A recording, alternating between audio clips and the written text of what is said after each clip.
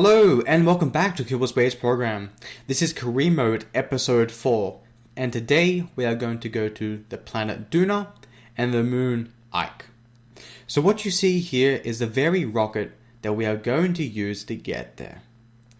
Now let me just start off by saying that this is not the perfect rocket and it doesn't really work when it comes to landing. And you will see exactly what I mean very soon. Now it looks a bit pitch black in the recording. I'm going to have to brighten up a few settings there. But anyway, so this was actually meant to be episode 5. But episode 4, originally, I did record it. Unfortunately, it was pretty much a replica of episode 3. We did the exact same thing. We went to Minmus and then went back, right? Which is repetitive. And so I decided to skip that and just go straight to episode 5 and just name it episode 4, which is what this is. And unfortunately, the recording software I'm using has changed a few settings where everything is like pitch black. So I'm going to have to brighten up the contrast and brightness and stuff like that. So that's annoying. But anyway, so of course we go to Duna and Ike. Mission successful in the end, obviously. A few hiccups here and there, as you will see. And of course, we are doing a bit of a time skip here and there. Just checking the fuel consumption, because in the end, we do have a lot of leftover fuel. But unfortunately, we do have to desert it, and you will see why that is. So, here we go. Right there is Duna, and Ike is circling Duna, as you can see. And, well, there we go. See? Every time I time up, I press time up too much. And all of a sudden, bang, I go too far. I bet this happens with everyone. It's all about patience, people. And I haven't got it. Especially in this game. So we've already got an encounter with Ike without even trying, which is really great. Wasn't even planned, but yeah. We're meant to go to Ike either way, so there you go. There's an encounter. But it's a bit glitchy, as you can see. It was like getting an encounter, then not. So I don't know. I think it's because we'll throttle it up at that point. There we go. So that's a good encounter. It's a bit shaky, but still, it's okay. There we go. So now we're just going to burn retrograde, close up the orbit, pick a very nice spot on the moon, somewhere with light, but we can land somewhere without light because we do have the illuminator light on our lander at the moment. You know, I shouldn't even call it a lander. It's not a lander. It's the top part is the lander, but the bottom is definitely not the lander. It's just the transport vehicle that we use, but it just so happens that it has a lot of leftover fuel that we want to make use of course, which is always a bit of an issue. Now, when it comes to when I recorded this, I didn't actually use the action groups to automate the science collecting. So if you don't know already, guys, make sure you have everything automated so you can automate the science data and stuff. So like you press 1 in your keyboard and then the data will be collected, which is really easy. And of course in this episode I didn't do that because I didn't really think about it until one of the later episodes. If you're wondering how many episodes left of this series, there's only 2. And that's when we actually get every single part in the game unlocked, which is quite easy actually in the end if you think about it. Not too much of a challenge. And of course the KSP team will eventually add more challenges, such as training Kerbals, which would be really fun. I'd like to see how that's going to turn out. I'm assuming we're going to have all the technologies that like NASA has and stuff. So we're probably going to have like an underwater swimming pool and other stuff. I wish we have an underwater swimming pool. That'd be cool. Anyway, we have the water on the planet. We just got to be able to dive under, which we can't do that at the moment. So there we go. Now you can see Ike right there. We are fairly close. Throttle up, slow down our descent from going straight down. I think we have Bill Kerman aboard. Yes, we do. Okay, before I couldn't actually see it. Yeah, but now I can see Bill Kerman. And this was recorded several weeks ago. It's all about just pre-recording. It's a bit frustrating here and there. Yeah. But anyway, check fuel consumption again. Fuel is good. A bit too much fuel actually. As you can see, we're going directly down, which is awesome. That's what I like to see. And unfortunately, we are landing on a hill, a very, very steep hill at that, which is bad. Don't land on hills, people, especially when you don't have a lander legs. Because as you can see on this part of the design, we don't have the lander legs on this stage. And that's the issue with the atomic rocket motor. There aren't any lander legs that can actually reach the length of it, unless you add some sort of adapter part to make that work, but really you can't do it otherwise. And there are techniques to sort of fix that, and you probably would have seen it. What you can do is you can move part of the atomic rocket motor inside a fuel tank, right? And that will make sure that it's not sticking out as much as it should be. And so that means that the lander legs will be able to touch the ground, which is a pretty convenient way to do things. As you can see, we are moving at, from what I can see, 20 meters per second, yep. And before we know it, it's too late, and what's it? Bang. We smash it. No! And a lot of smashing is to come. But don't worry, we restarted, and here we go. We are using the illuminator, didn't use it before. I don't really need to use it here because we are on the part of the moon that actually has light, which is the best thing you can do. You know, always land on the part that has light, unless you have an illuminator. But, you know, both are good, both are very useful, and pretty cheap. Always bring a solar panel with whatever rocket you have, unless you're purely using cheats, which I highly don't recommend. It's not exciting. But there we go, as you can see, we don't have the lander legs, and it's a bit difficult to land like this. The only thing that will be touching the ground is obviously the atomic rocket motors. So there we go, it's a bit of an angle. SAS is trying to straighten it up. And currently, I'm actually fast forwarding the video because this actually took a while and I couldn't really adjust anything because we don't have any RCS on this design.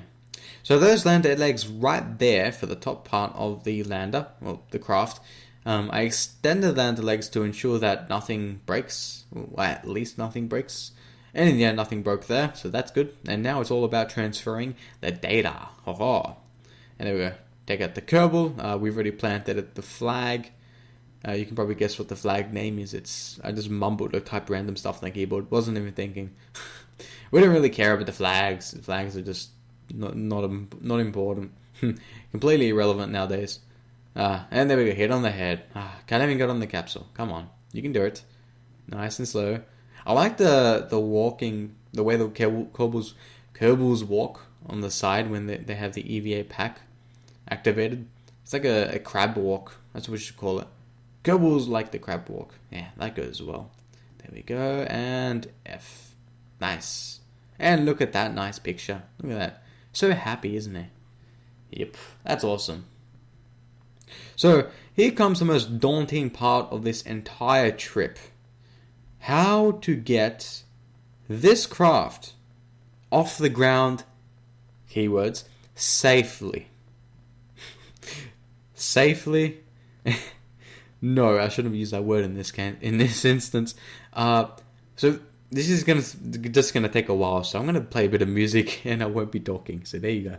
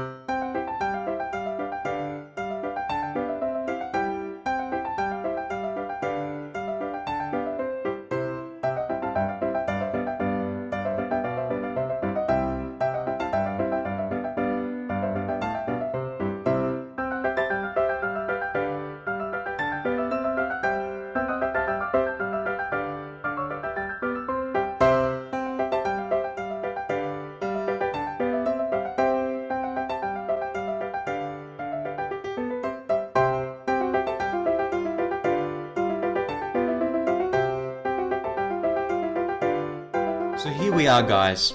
We finally made it. That took quite a while. So see what we had to do. We had to dump that fuel. That was precious fuel and a very precious atomic rocket motor. We had to leave it there. I think that was the only way. Otherwise cheats would have worked, but obviously, guys, this is legit career mode. Yep, that's what it is. So now we are going to Duna. And have a guess what happens. Another issue. Another mistake on my behalf. But it's okay. I found this one quite entertaining. This always happens in some way. So here we go, nice and close. I believe it is time to do a bit of science collecting. In any moment, I probably would have done it by now. You don't always see it. I've sort of skipped a few parts here, but I would have collected a bit of science. There we go, I'm doing it now. And it's not automated, damn it. Alright, and this is just a bit of time-consuming work, as you can see. And we have an illuminator there as well, which is awesome. Just in case we're on the dark side of the planet or moon, we have some way to save us. Okay, deploy the parachutes whilst going 1,000 meters per second. Okay, no problem. Nothing can go wrong like this, can it? Nah. Is that the re-entry heat? Yeah, I think so. Alright, yep, re-entry heat. Oh, nothing's gonna go wrong. It's perfectly... Well, bang. There we go. I'm sure this has happened to a lot of people. It sure happened to me several times. And we had 3 parachutes there. But we were going way too fast. But anyway, we have restarted there. The little mission. And going back again. Of course. Getting nice screenshots as usual. I love the screenshots. Nice screenshots. Deploy the parachutes and perfectly fine. This time we really slowed down our descent, which helped out with the parachute stuff. But here we go. Even though we are descending here, you still need to throttle up just a little bit before you reach the ground. And guess what's going to happen? We are going to land on a hill again. Ah, man, that's getting frustrating. It's not the game's fault, it's my fault. I'm sorry, guys. Another hill. And this time we actually have landing legs. But they don't work on the hills. They don't work on hills. There we go. Yeah, I made a little mistake there. If you don't already know, if you throttle up to the point where you're not falling down anymore, then the parachutes will just automatically cut. That's what the game's like. Oh, you're not in midair still. No, it's fine. I'll cut the parachutes. You don't need them. We do need the parachutes, but so there we go. So we've landed. It's a bit shaky, almost fell down there. But as you may know, once you take a Kerbal out of the capsule or cockpit or whatever else, the SAS turns off. And so, dun dun dun dun. Oh no, second time. It's ridiculous. But this is we're not going back to evil. We're not going back home. Yeah, that's the proper word. So yeah, we're staying here forever. So I guess it's fine leaving the rocket on its side. I don't like it. I know you guys won't like it, but there we go. And what are we gonna name the flag? What are we gonna name it? You ready? That's a very creative name. It is actually creative. Yeah, very nice, quick name. Don't even have to think. Because remember, we don't care about flags. They're just there for looks. Nothing else. But anyway, guys, we have skipped ahead. It's almost time in the video. Look how much science we have earned. 3,283 science.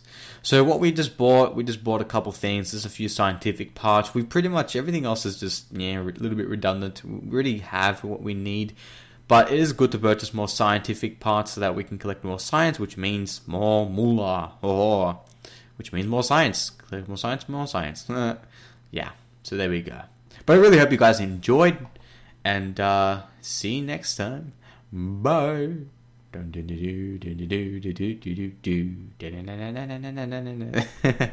We're still going. Damn it. Okay, I thought this episode was ended. Wait. Buy more stuff. Man, look how rich we are. Wow. Well, we are very rich. Yep. Very rich. A lot of money. Too much money. Bye. And thanks guys for watching. See you next time. Bye.